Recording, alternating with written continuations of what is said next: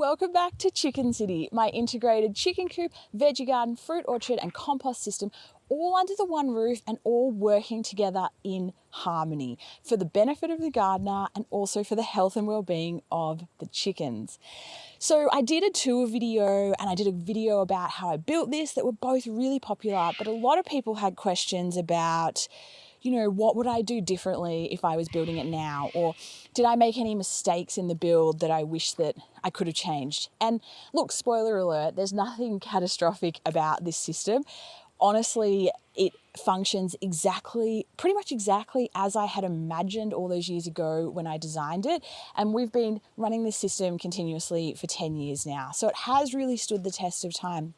And the vision came to life. So I'm pretty proud of what I've created, but there are a few things I think I didn't give enough attention to at the start when I was designing it, and I really wish I had have thought a bit more about that. So I'm going to run through some of these things in the hopes that you, as someone starting out on this journey, can learn from my mistakes and not repeat them. And yeah, this is the video I wish I had when I was building and designing this system all those years ago. So let's run through some of the mistakes I made, the things I should have thought about, and also a couple of areas that I think I spent money that I didn't need to. Let's get stuck into it. The biggest structural mistake I made wasn't actually in how I built it, but it was where I positioned things. So here is my berry room. You've seen that. It's loaded with berries. And we're in mid-autumn now, and you can see in the mid-autumn afternoon, that room is getting beautiful sun. Great. Now over here in the top left corner, we have the annual veggie room. And you can see in mid-autumn, and this will continue all the way through winter. Now that the sun's at a lower position, that room is in total shade. Now, to grow annual veg, that is very, very difficult. So I find in winter, that room almost gets no growth, which is a real shame. It's all due to this beautiful big oak tree here, and we'd never want to complain about the oak tree, but as the sun gets lower in the cooler months, it does shade the corner of Chicken City. Now back to the berries. In winter, the berries lose all their leaves, they do nothing, they go into hibernation. So this room is getting all this beautiful winter sun, and it's actually got no purpose for it, really. I mean, there are chickens in there, and the chickens love the sun. The chickens need the sun, so that's important. But from a growing perspective, to have all that winter sun be on a dormant berry cane, especially when over here you've got this room that should be for winter veg. I should be able to grow broccoli in there over winter, for example. It's really, really, really difficult with that shade situation. And, given the size of this oak tree, the shade situation is not going anywhere. So I think if I had my time again, what I would have done is I would have used this room here to be the annual veg. So the two veg would have been along the right side of Chicken City. And then that front corner there, I would have made the berry cage. So sun placement is so important for your veggie garden, and I didn't fully appreciate that.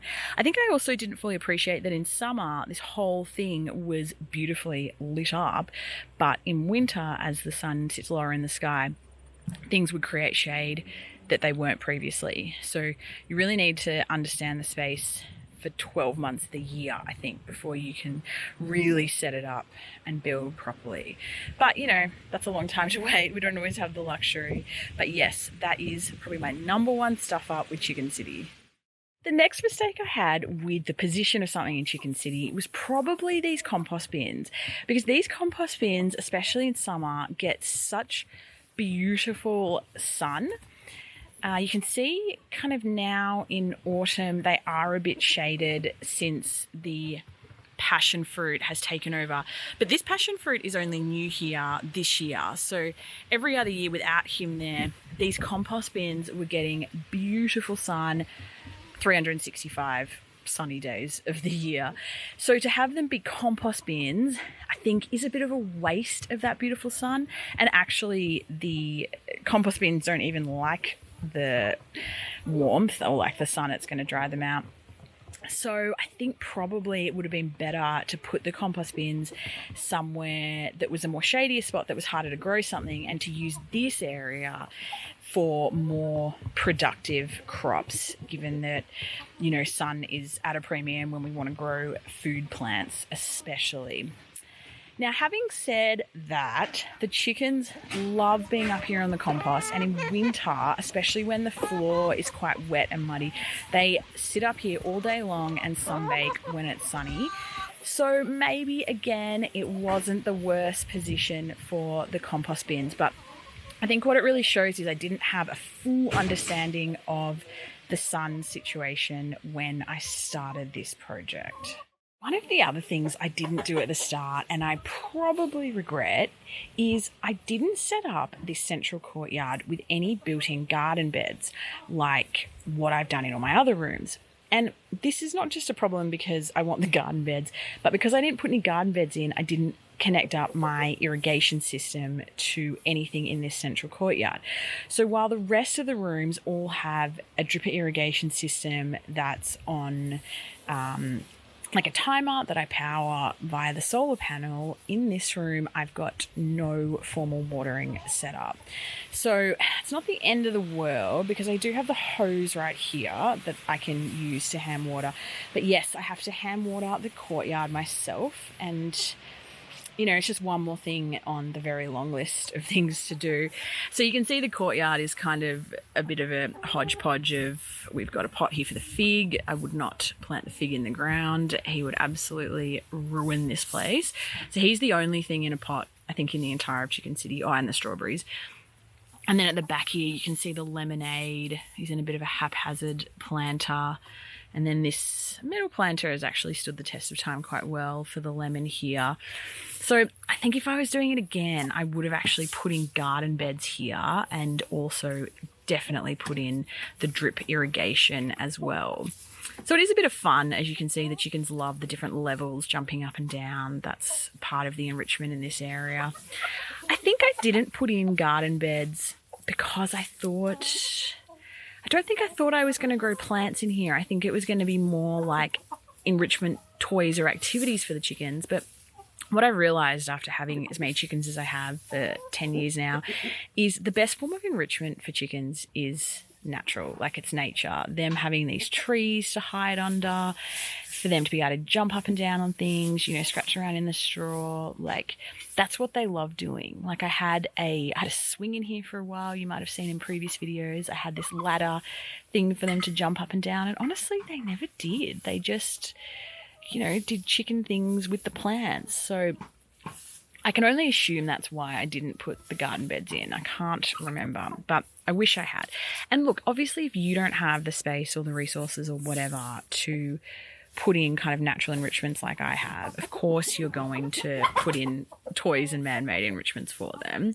But in an ideal world, if we're going for ultimate chicken run design, I actually think nature is enough. So I'm really glad I've now turned this courtyard into the green oasis that it is. But it has been harder because I haven't had the infrastructure or the watering system built in.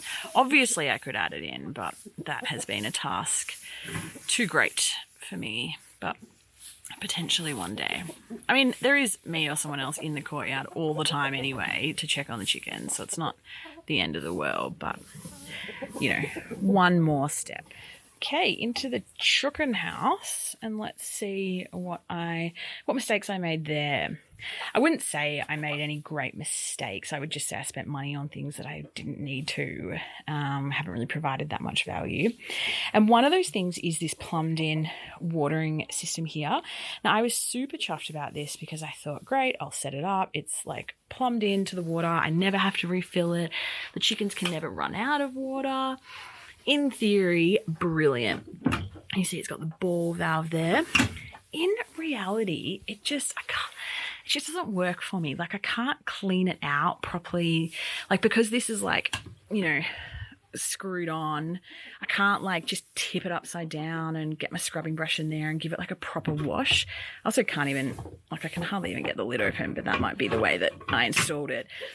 But yeah, it's not user-friendly to clean. So the other thing I have the chicken drinkers in is these tube drinkers, which, you know, similar, well actually the identical cups at the bottom. These I can take off the wall and I can like scrub them out, get the hose in there, like do a real number on cleaning them quite easily. And you'd be surprised at how often you do need to clean out the chicken drinkers, and obviously clean water, essential for the health of the chickens. And I actually think I was surprised at how like kind of mucky the water would get quite quickly. Not from the chickens, just, you know, I suppose from stagnant water. Especially when it's dam water like it is here. So being able to clean it out, super important. And, you know, this wasn't cheap. And I just don't know that I've got the value from it. I mean, obviously it's a good backup, but I'm so fastidious about making sure all their other drinkers are filled up, and they've got more drinkers in this place than you can poke a stick at. So I don't really think it's much of a benefit. And just to say here also, I actually really love this brand. I have heaps of their other products, as you can see literally right next door. So it's not a criticism of them for what this is. It's exactly what it was sold to be. But I just think for me, I don't know, it hasn't really worked. So I would say no to the plumbed in drinker. The other thing that was really good in theory, but I probably shouldn't have spent the money on, was these roll-away nesting boxes. So if you don't know how roll-away nesting boxes work, what it is you're meant to use just the liner that they have in there. You're not meant to fill it with stuff like I have. And then the chicken goes in, lays their egg in there, and then it actually rolls down through here and comes out that chute that's now all blocked up because I've lined it. So in theory, I was like, oh, this is great. Like the chickens, they'll lay the egg and it'll disappear, so they can't stand on it and break it. The next chicken coming in with their muddy feet won't damage the egg or break the egg or just put their muddy mitts all over it. If you ever had an egg eater, I've never had one, but as in like a chicken that knows what an egg is and will seek them out in the nesting box to break them open and eat them. You know, they're rolling away, so they're safe from the chickens.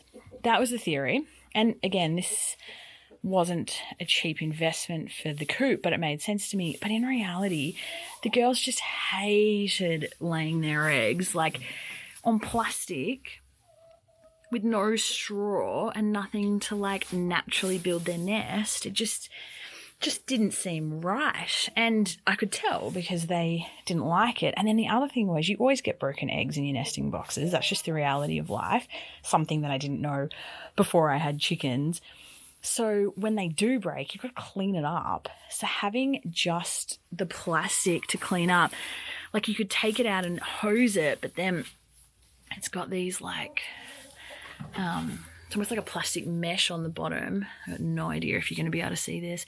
So the egg would run through, and then I'd have to clean like the bottom plate underneath, and I hated it. So what I did was I took these liner. This is just when my sisters get pet food delivered. It keeps it cool. It's just like an insulation, like a wool off cut. So I cut those up and I use them as like a base liner to fill the nesting boxes, and then I've loaded them with straw. And then the chickens love laying in there, and like if there's a mess, I can just lift up the whole liner, take the whole thing out, chuck it in the compost and fill it again. So way easier to clean. But, you know, having the investment of roll-away nesting boxes and then not using them as rolling-away nesting boxes, like I could have just had a couple of wooden boxes on the wall there and that would have done the trick too. So yeah, good in theory. And like, you know, you probably can appreciate this if you've watched a few of my videos now. I really like to create an environment that is as close to what the chickens want and would have in nature to an extent. So they like making a nest out of straw. So I'm not going to deprive them of that. What I would actually do if I had my time again, this here is a seed raising station. It's probably like $100. It's a metal frame, and then it's got these plastic bins in it that you're meant to put your soil in and raise your seedlings. And I used to use this for raising seedlings, but I thought this would be a perfect like egg laying nesting box. So I put the straw in these, and they love laying on this. This is actually their preferred laying place. And what's really good is that when an egg, does get cracked, or if someone poos in it, I can just flick the straw out. I mean, because that straw's clean, I'll flick it out. If it was dirty, I'd put it elsewhere. And then I can, this is so easy to take out, get the hose in, give a scrub, and clean up. So easy. So probably, if I had my time again, I wouldn't even give them the nesting boxes. I would just use this thing. And there's plenty of space there for everyone. And then I can clean it out super easily. So that's the nesting box saga. I'm in the fruit room now, and probably the last thing I would have done differently, although I actually couldn't have because of my design, but I want you guys to know, because if you want to take inspiration from my design, this would be what I would add. In the fruit and the berry room, and these are quite large spaces, there's no external gate. So you have to go back into the chicken courtyard via the internal gates and then go out, which I had to do it that way because it's actually recessed back into the hill, as you can see. So you couldn't actually gate this to the outside. But it would have been way easier when I'm pruning my fruit trees or taking cuttings out, or when I scoop up the floor here and maybe use it on a different part of the garden because it's so, nutritious and everything. So if I had a way to actually just scoot to the outside and not have to carry it through the chicken courtyard and out the main gate, that would have been really convenient. And again, this is really nitpicky stuff. There's probably only twice a year that I really wish I had those external gates, but I think if you've got the space and the functionality, more gates the better. More doors the better, more taps the better. The more I garden, those two things, access and water, are always your priorities, and I think you never can have enough of either. And probably every time you design something, you may have a little bit less access and a little bit less water than what you desire a few years later. So that would be the last thing that I would factor into my chicken coop.